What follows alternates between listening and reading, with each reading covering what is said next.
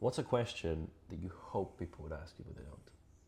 Damn, what's a question that I hope people ask me? Yeah.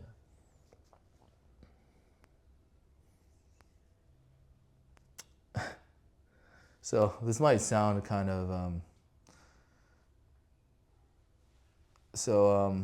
I wish people would ask me if I'm okay sometimes.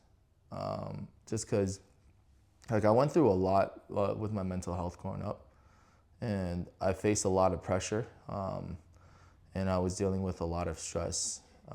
So I've had extreme panic attacks growing up and had problems with anxiety and depression. A lot of people don't really understand that mental health does not discriminate. It doesn't matter if you're wealthy, you're poor, you're fat, you're skinny, tall, short, your ethnicity. It kind of like everybody gets hit the same, right? So just because I felt like I'm in a pretty privileged position, most people come to me asking for something, and nobody really cares about me, you know?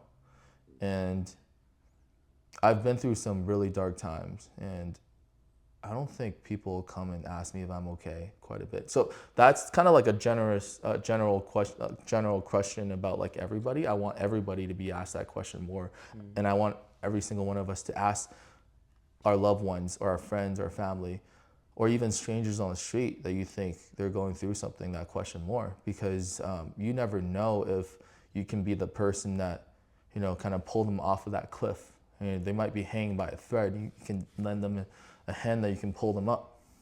So, you know, I feel like people see, same thing with social media that we talked about before, they see your life being so great and amazing online. They just assume that you have no problems, you have no inner demons. They don't think you're going through anything. And I've had so many people actually nasty comments online when sometimes I talk about my mental health, and people are like, oh, you think you're so weak. I grew up in this tough neighborhood, and you think your life is stressful, huh? Like, it's almost like I don't deserve, like, I'm not allowed, or like if I was going through depression or anxiety, I'm like less of a human being than they are.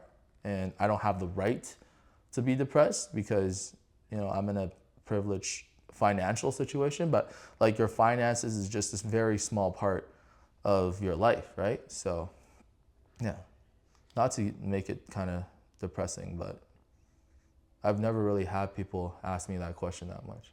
So I almost feel like, and this is just me thinking out loud, but they have less financial success than you, so they feel like they have to up you somewhere.